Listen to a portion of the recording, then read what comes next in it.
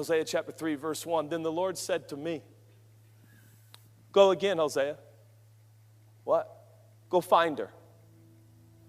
Love this woman who's loved by a lover and is right now committing adultery. Go find her, Hosea. Go find her.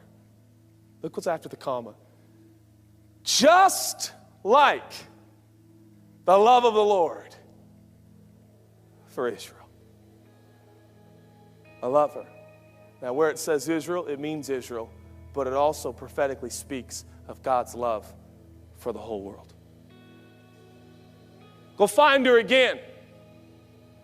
This is like my love for the children of Israel who look to other gods and love the raisin cakes of the pagans. In other words, they like the things that society, stuff, possessions that the world offers. They're trying to find love and meaning and purpose in that. Go find her. Boy, that must have been a heart-wrenching process. As you go looking for your wife who was a former prostitute, who's now back into prostitution, where do you go looking for her, friends? How messy is that search? How painful is that pursuit? As he walks the streets, everyone says you don't go to those neighborhoods. Men of God should never be seen in those places and buildings. But here's Hosea looking for who? His wife of all people. Going on in verse 2, he continues to write, so I bought her. I bought her for myself for 15 shekels of silver and 1 1/2 homers of barley. Wait. She's your wife, Hosea. She's already yours. What was the scene like as Gomer's back in the sex slave industry? What are the chances? Does Gomer find her on some pedestal somewhere, chained and shackled, naked, being sold to the highest bidder? Hosea there sees his wife, the mother of their 3 children, and Hosea looks at her and says, excuse me, sir, that's my wife. He goes, sir, I don't care who you think she is. This is her price. But what's the price? And he pays for what is already his. The Bible says, I hope you understand, Hosea is a picture of God, and no offense, you and I are a picture of Gomer. The Bible says the earth is the Lord's and the fullness thereof. Mankind is the unique possession of the Creator God. And yet, 2,000 years ago, he paid a dear price. He paid for what he already possessed. And he sent his son, who spilled his blood, to purchase back what he already owned. How much? Hosea gets the money. What was that exchange like when Hosea looked in the eyes of his wife?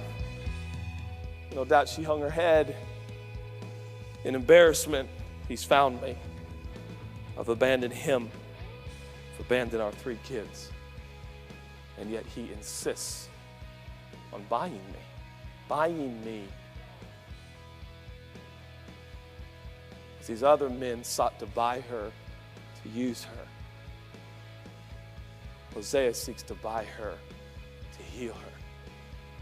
It says in verse 4, for the children of Israel shall abide. Now this is where Hosea shifts in and he starts speaking prophetically. This is really no longer about him and Gomer. It's about something that is to come. It's about something bigger. Verse 5, afterward, there's going to come a season. He didn't know it would be 750 years, but it would. There'd be no king. It would be difficult. It would be unclear. It would be challenging. But then the children of Israel shall return and seek the Lord their God and David their king. And then notice what it says. They shall fear the Lord. Now, Israel and Judah knew what it was to fear the Lord. And by fear, I mean terror. Under the old system of relating to God, there was terror.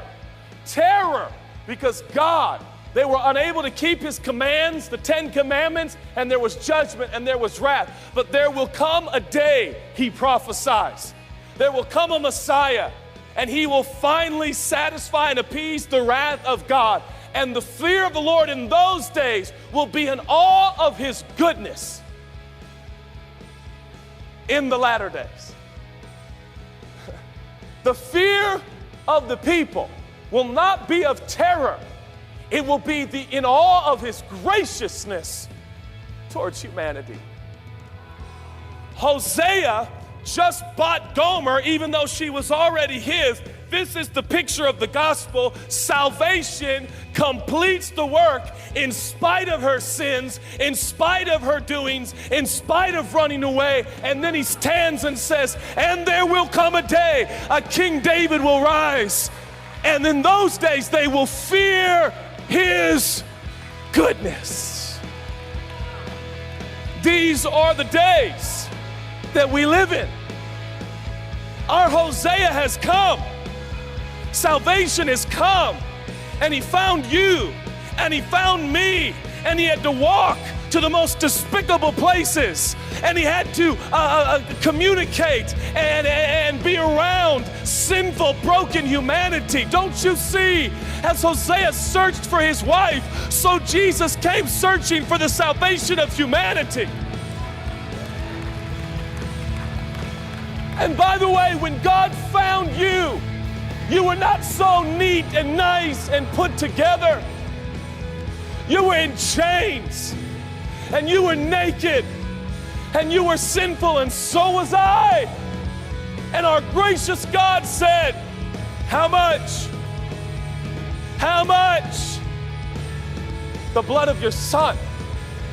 For then and only then can they, humanity, avert the wrath and justice that is rightfully on their heads. Very well. Very well. I'll send my Son.